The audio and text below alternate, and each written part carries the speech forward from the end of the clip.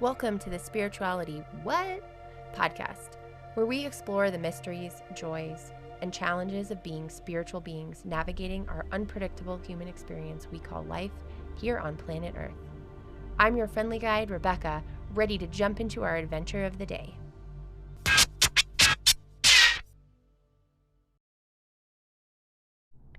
Hello and welcome back. It is part 2 of Mental Health as Spiritual Beings with Dr. Mahan. Thank you for joining me, Rebecca, on the Spirituality What podcast. This week, we talked to Dr. Deb about the emotional narrative, the 3 Ps: pervasive, permanent, personal, story, the irreducible needs of children and how those needs not being met create the emotional narrative.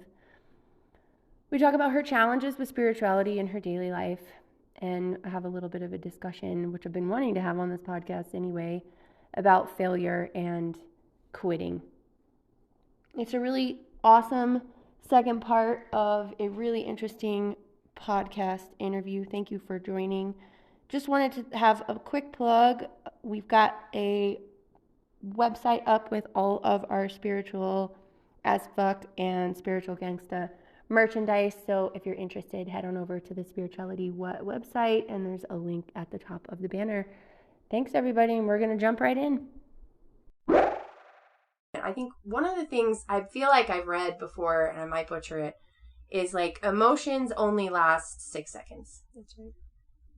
But then we have this ego and we tell ourselves the story for hours and days and weeks and months and even into spirals of mental health crises that we do this to ourselves, when actually scientifically the real emotion was less than 6 seconds. Was less than me just talking about it. You're exactly right. And the problem is that the narrative we tell ourselves about those emotions are so often related to 3 things that Dan Siegel talks about, and that is pervasive, permanent, and personal. Okay. So something happens to us, and we tell ourselves 3 things that are very damaging to our psyches and create mental health issues for us. We tell ourselves this is pervasive, meaning it's everywhere. It's happening globally in my life. It's permanent. This is going to go on forever. Personal. This is about me. This happened to me because I'm dysfunctional, because I'm bad, because I'm wrong, because I'm flawed. We catastrophize. We do catastrophize. And that's what it is. It's those 3 Ps that are really, really damaging to our psyches and create the trauma. Like, Gabor Mate says, it's not what happens, it's how we respond to what happens. That's how we respond. We make it pervasive, we make it permanent, we make it personal. And that's just how we're built. Yeah. Right. That's what you're saying. It's like we come this way, we're built this way, and the spiritual practices is what allow us to step back from this story. Well, I will shift that just a little bit. I agree with you, except that I honestly don't believe it's our human nature. Okay. You know what I mean? Okay, yeah. I mean, I think the world and what happens to us in the world creates in us that nurture, desire to move toward pervasive, got it, permanent, and personal catastrophizing. Yeah, interesting. Yeah. Because a child doesn't do that. It's true. A small child does not create stories about you're themselves like that. It's that at some point along the way, the irreducible needs of a child have not been met. Those are the earliest traumas. In fact, the earliest traumas in our life aren't big T traumas. They're very little T traumas. And what they are is when one of those 4 irreducible needs of a child is not being met. And those are secure attachment relationship. You have to have a secure attachment relationship with one of your caregivers. Rest from having to work to be accepted. Meaning that I'm not here for the parent's needs. And too often, in most people's experience, there is that nurture reversal where the parent's needs are somehow met through the child, right? The child, whether it's through addiction or whatever the parent's issues are. The third one is the capacity to experience all their emotions, or the freedom to experience all their emotions without threatening the attachment relationship. That's a biggie, because we've all been taught, right? Big boys don't cry, little girls don't get angry, right? So if those messages are that young and that pervasive, what we experience, and even the punishment of time out, right? Go in the other room, you're bad, says to a small child, my emotion of anger in this moment has removed me from the attachment relationship. I can't be in someone's presence if I'm feeling this emotion. Instead of, and I'm not talking about letting kids behave any way that they want to behave. I'm talking about talking through a child about, you're feeling this in this moment. we can't, this is what we're not going to do. Yeah. But not that I'm now going to remove myself. It's okay to be angry. You just can't hit people. Yeah. You can't be in the same room with me because you're experiencing this emotion. Right. So that third one of the capacity or the freedom to experience all their emotions. And then the fourth one is just free play in nature. Mm-hmm. That's literally one of the irreducible needs of a child. Free play in nature. So how much of our society now removes free play in nature from kids because we're on screens all the time and they're never outside. And when you say recess. In nature, you mean like outside? In nature. I mean in nature. In the grass, in the dirt. Yeah. Yep. Feral childhood. That's really what I mean. I mean, I say it all the time. My son had a feral childhood because he grew up in a neighborhood where the kids just played in the street all the time. You're right. It's true, though. That's like not a thing anymore. Yeah. I want to say that even in the last 5 or 10 years, I read articles about people calling the cops on other people whose kids were like playing in the front yard by themselves. I'm like, oh my gosh, we were just crazy before. I'm like, I would play a whole day in the mountains without my parents even knowing where I was. And had no idea how incredibly important that was to the health of who you are as a being. Yeah. So yeah, I love Gabor Mate mentions these 4 irreducible needs in his book, The Myth of Normal, and I think they are so succinct and so right on to how we really are wired. Mm-hmm. And so, to your point earlier, when we don't get one of those, that is where we then start telling ourselves a message of, oh, my authentic emotions are not okay. Gotcha. And that sets up the cycle of this pervasive, permanent, and personal thinking when something happens to us. Interesting. And it's true. You mentioned like you can't be in this room or you go have a timeout. Like, I like the concept of timeout. Like taking a break, but I know that like with my nephew, when I would do timeouts, I would sit with him. That's the thing, right? And I'm like, we're timing out for 30 seconds. Like, we're just sitting here. You need to catch your breath. Like, this will be beautiful. Okay. But it was so like beautiful. It never was go to your room, be away from away from us. But it was like we have to diffuse, this kind of situation. Yeah, it's really about something that doesn't injure that attachment relationship, right? I still love you, even though you're feeling what you're having the feels that you're having right now, or even that you're having the behavior that you're having right now. I still love you. Yeah. I'm not going to tolerate it. We're not going to do that. There are going to be consequences, but I still love you. We are still in a relationship, even because you feel that way. And think about how profound that would have. What a profound impact that would have on our adult relationships, on our intimate relationships, on our love relationships, right? If we securely got the sense when we're young, regardless of what I'm feeling, I am lovable. Yeah. Because most of us go into adulthood not with that message, right? Yeah, I'm only lovable if I do this and this and this and this and feel this and this and this. I'm like, that's one of my mantras I had. So that's when we go looking. Then we go looking for partners. Then we're out there in the world looking for someone with a core belief, I'm not lovable if I do these 10 things. Yep. And so that we don't even really consciously know. I mean, we might know some of them, but we don't even know what they are. So then we go constructing screens and hiding ourselves from the other person, because of the parts of ourselves we think are unacceptable or unlovable. And then you have a relationship that's not authentic from the core, from the very beginning. Yeah. It's not even authentic. So you're all lovable, by the way. Everyone, everywhere is lovable. If you're listening to this podcast and you're like, I'm not lovable, go into the mirror. Tell yourself you're lovable. You are lovable. Okay. So we've talked a lot about your symbiotic relationship between mental health and spiritual health, and sort of when you're having a mental health crisis, and that could be a spectrum of different things, that it sounds like anything that you can do to get into the present moment, these mindful walks, just getting presence in general can kind of get you out of whatever this funk is that you might be in. Mm-hmm. I love that. I think it does. I think it does. And I believe, again, I'm going back to my belief system, which is in a loving, benevolent God that we are invited into actual relationship with. Mm-hmm. I have a relationship with God. It is a very personal relationship. And because of that grounded part of my being, what the belief is that we're actually wired that way. Mm-hmm. I believe we're created that way. Mm-hmm. We're created for those very things that you just mentioned, to reset us and to return us to our created nature, which is for relationship, which is for love, which is for beauty, which is for truth, which is for wisdom. All those huge, big concepts, those big themes that are part of spirituality, right? Yeah. So it's also interesting. I was just in my head also thinking about when you said that the brain grows when you're having these mindfulness activities. There's science around like when people are meditating. I don't know what the type of brain waves are that people have, but when you're in these different, so you get into different, like there's actual, they can measure. They do. They measure the alpha brainwaves. Yeah.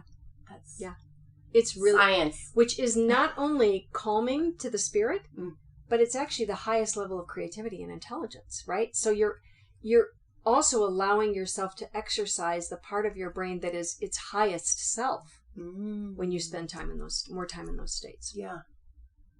Interesting. I'm like, do artists practice more spirituality than like normal? Air quotes here, normal. I don't like to use that word very often, but kind of the general public.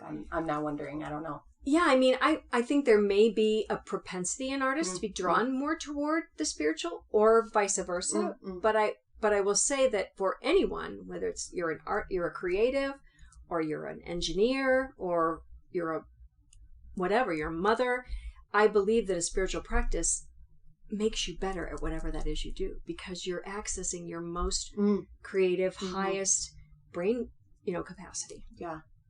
I like that. I feel like, specifically for me, like, I love doing this podcast. Yeah, I have so much fun doing this podcast. When I go home tonight, I'm going to be, like, jumping off the walls, because I feel so alive and excited is underplays. I feel like kind of the feeling, I feel so full. That's the word that I'll use. I feel so full after I do these interviews. It's one of, like, the most exciting parts of my week. And That's beautiful. Like I can get through anything during my day job if I've had one of these interviews. So it is really cool. But I also feel like specifically in these interviews, my goal is to pay attention and ask relevant questions, right? And so it is a presence exercise. Actually, now that I'm kind of talking through this, I'm like, it is spiritual. It's a presence, because I'm not like really ever thinking, what am I going to say next? That's the sort of story that that sort of interrupting that we have kind of in society. It's like, well, I want to get my bit in. And really, I'm like, I just want to see where this conversation goes. But think about it. You can't even think about anything else. I can't. You can't. I literally can't. You can't think about your grocery list or what you got to do tonight. No. You can't. So it is as exquisite a spiritual practice as it could be. Yes. Because you have to attend to exactly what you're doing right now. It's true. And what you're receiving. So that you know what to ask next. Exactly. Oh my gosh. Yeah. I love that. So what challenges do you experience with spirituality based on your background, based on all the science that you know, and I feel like all the detailed knowledge that you have? Like, what challenges do you have in your daily life? The same as everybody else. Oh my God. The exact same as everybody else. We can sit and talk about this all day. That doesn't mean that I'm great at it. I'm not, because I'm a human being. If I were great at it, I would be divine. I would be a human being, right? Sure. I struggle with it every day, and I struggle with all the things everybody else does. I struggle with the internal messages that I have, the dialogue that I have going all the time, the narrative. The biggest place of struggle for me is the limiting beliefs, right? Okay. That I somehow picked up through my life and through my childhood, these limiting beliefs about myself that get in the way of me being the highest self that God wants me to be, and responding to the world in the most compassionate, loving, present way that I possibly can. Always, it's the limiting beliefs. So how do you identify those? I think it's the noticing. It's the breath. It's the noticing. And it's the breath and the pause and the noticing. And you have to, I mean those aren't just words. I mean those as exercises. Right. When I'm in the middle of responding, it's literally asking myself these questions like, what is this about right now? What am I believing in this moment that is making me feel this way, that is making me then respond this way? Triggering me. Because that's what happens. That's the cycle, right? It's not just the behavior. The behavior is led by a thought, and the thought is led by a belief, which is the limiting belief, right? So it's asking myself a question that gets me back to the core. And then when you get to the limiting belief, then is the place where you can do the pause and the breath into, this is not true. Yeah. And so it's really about, because I think doing that in the moment is hard. It is. Right? Let's just be real. Like, when you're pissed, it can really be hard. Extremely difficult in the moment. But even if you can't do it in the moment, when you're able to sort of calm down a little bit, and even though you're kind of rewinding and sort of replaying, if you can in that moment. After the moment is always just as powerful. Yeah, right? It's like, but it also means you have to be vulnerable to yourself. Yeah. You have to be willing to admit to yourself, maybe even in the case where you were interacting with other people in the form of an apology or something, but you have to admit to yourself, like, I wasn't right. Like, I did something wrong. Like, and that can be really difficult.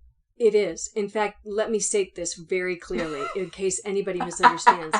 Spiritual practice and well-being is not for the faint of heart. Yeah. It is a brave and a courageous way to live life. Mm-hmm.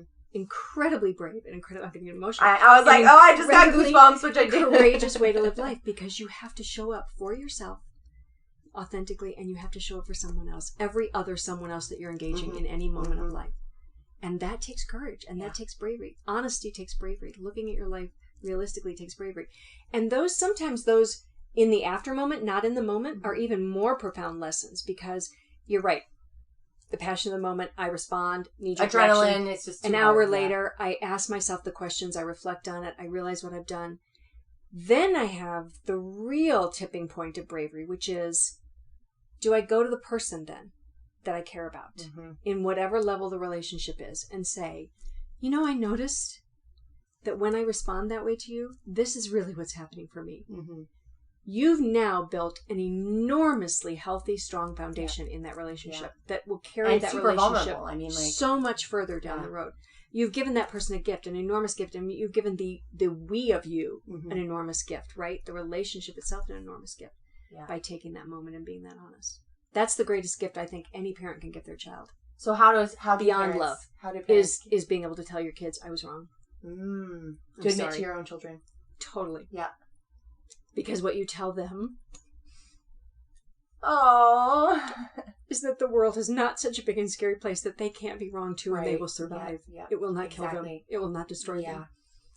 If you try to be perfect in front of your children, you've sent them a tragically damaging message for their futures. Yeah. This goes back to something that I've talked to a lot of people about, and I feel like I want to do a musing on this, but I just haven't gotten to a place where I'm ready to. But I don't believe in failure. I'm also in process improvement from a professional perspective. Yeah. So like there's something to be said about that. But this has come up in my personal life where I had somebody in my life who was like, I am a failure. And I was like, I don't even believe in the word failure. Like sure, if I'm doing a test and I'm a software tester and a test fails, that's the word fail does exist. But as people, so I looked up the definition, right? Like, what is failure? Yep. Failure is not succeeding. So I was like, okay, cool. Well, what's succeeding? Let's trace that. Yeah. Yeah. And succeeding is meeting a goal that you set out at the beginning. The failure is the wrong result. You got the wrong result. But I'm like, but what if you just change the goalpost? That's right. Right? Like, it's like if you, because for me, I have a growth mindset. And I'm always like, well, this particular person, I'm a failure. And I'm like, well, did you learn something? Well, yeah, I learned something. Well, then you're not a failure. By learning something, changing your behavior, growing from that, there's no way you just can't be a failure. That's right. You just said it perfectly. If you can learn, you can't fail. If you learned anything from the experience, it was never a failure. Right. Because that's what we're here to do, is learn and grow. And sometimes undo things that we've been taught and learned in the past, right? I mean, that's part of learning and growing, is figuring that out too. But it's really failure. Failure is an interesting topic, both personally and professionally. When I tell people, I'm like, well, I don't believe in failure. They're like, what does that? We weren't on budget. And I'm like, well, the goalpost changed. So should the budget have changed? This is a very interesting conversation. Even if you say we got the wrong result, so now we're going to change the test, right? We're going to do it again another time. We're going to learn some new information. I'm going to learn new information so that next time I have a different answer. Even if you're just talking about the basics of the test, you can get it all wrong and get the F on the test and still not have failed, because what you taught yourself is, I obviously didn't learn the information I was supposed to learn. I need to do something different. Now I need to go back. Exactly. Yeah. And I have kind of a similar issue with the word quit. Mm-hmm. And this came up recently with somebody that I was talking to, a young teenage girl, and she's like, well, I'm quitting this sporting activity. Yeah. And I was like, how does that make you feel? And she's like, well, I don't want to disappoint my parents. And I was like, hey, I personally think that if you just were open with your parents, that they probably wouldn't be disappointed. And also, you're not really quitting. You've been doing this for a long time. You're just choosing something else. You know, right? Like there's such a connotation, such a negative with failure in both quit, you know, like you're a quitter. And I just was like, that's actually two recent instances. And I was like, well, you're just not signing up next year. That's not quitting. Like, give yourself a little bit of a break. Give yourself grace. Exactly. Yeah. Oh my gosh. I will say, the most permanent quit is, and I have experienced too in my life, is death by suicide. Because then with every other quit in life, you can say there's always a tomorrow. I can always make a different decision. Yeah. You can't after that decision. Right. And I will say, even for my son, you know, that's one of the struggles of dealing with a loved one and a death by suicide, is the feeling that someone quit on you. Yeah. Quit on everyone who loved them and wanted to make life better for them and be there for them. That's very true. Yeah. Do you want to talk a little bit more about those?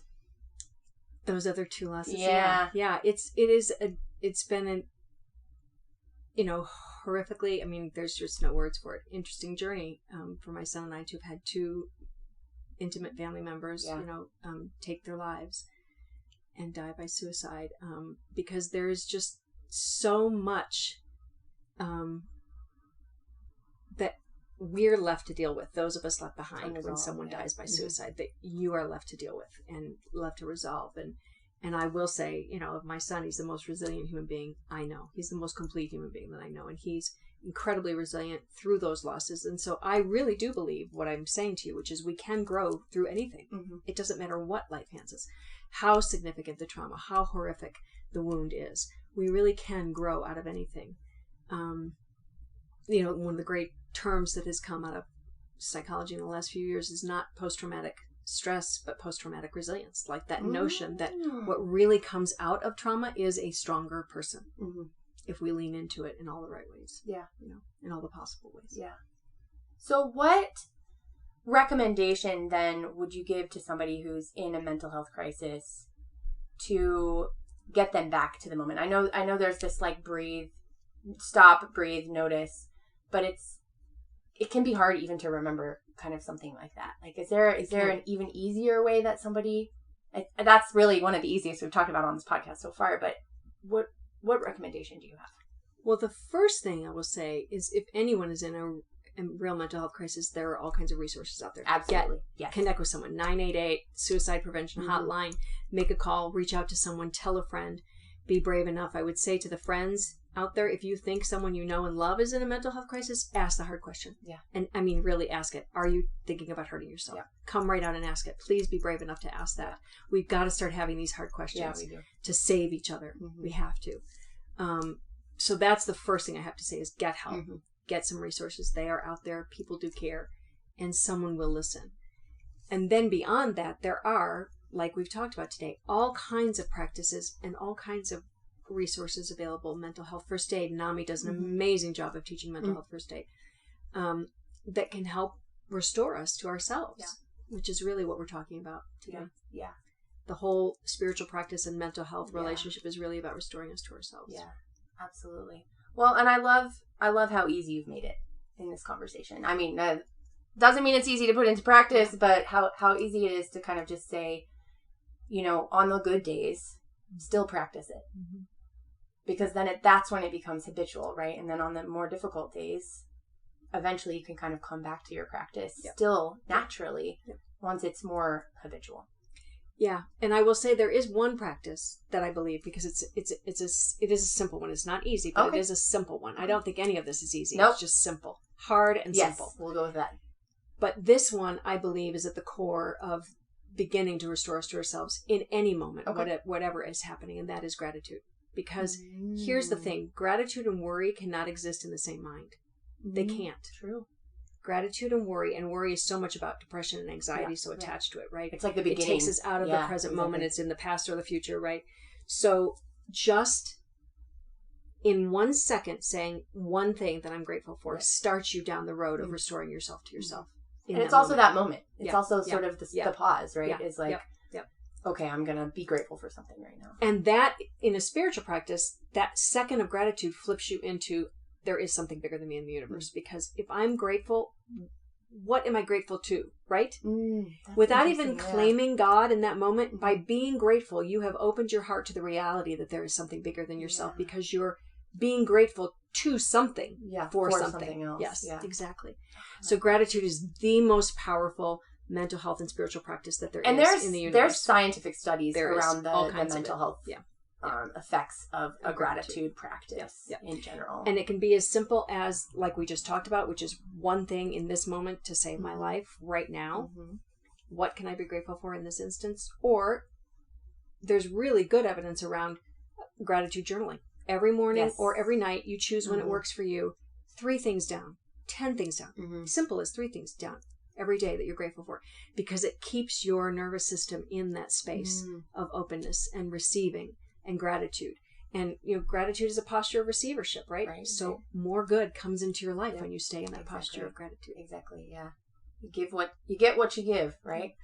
Well, this has been an absolutely wonderful conversation. Thank you so much. It's so great talking to you too. Yes. I love being with you, Rebecca. Oh, thanks. So I guess you have given a couple of tips already, but the last question that I generally ask people is, what's kind of one tip about being a spiritual being in this human existence that you'd like to share? So if you had to pick one more.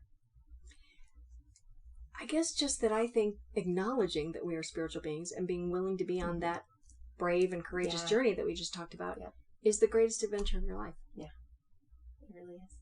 And in my opinion, it's an adventure that is eternal, because as spiritual beings, we get more adventures. It never ends. I just think, and we don't know what it is. Right. I wouldn't even begin to propose that I know anything about what it is. But what an adventure. The recognition that this is a continual learning forever and ever and ever and ever. Absolutely. Yeah. Very cool. Awesome. All right. Well, I guess if anybody wanted to reach out to you or had any questions for you, what would be the best way to contact you? You could easily reach me by deborahsmahan@gmail.com. Perfect. Really simple. Wonderful. We will put that in the notes. We will put a couple of other things. The Myth of Normal book, which, by the way, is amazing. It is a tough read, but it's a tome. It really is a tome. It's huge. It's very factual, but it is an absolutely phenomenal book. So we will definitely put that in the notes. I'll go so far as to say, I believe that the writing of this book, he could potentially heal the world. Yeah. I really believe that. Powerfully. It is amazing. Yes, the content in there. And I feel like as someone who listened to it on audio, but also read part of it, you could probably read it multiple times. I've already read it 3 times. Yeah, and get totally different things since it first came out of it. So, well, wonderful. This has been great. Thank you so much. That is another wrap. Thank you, Dr. Deb. Thank you, listeners, for joining us this week.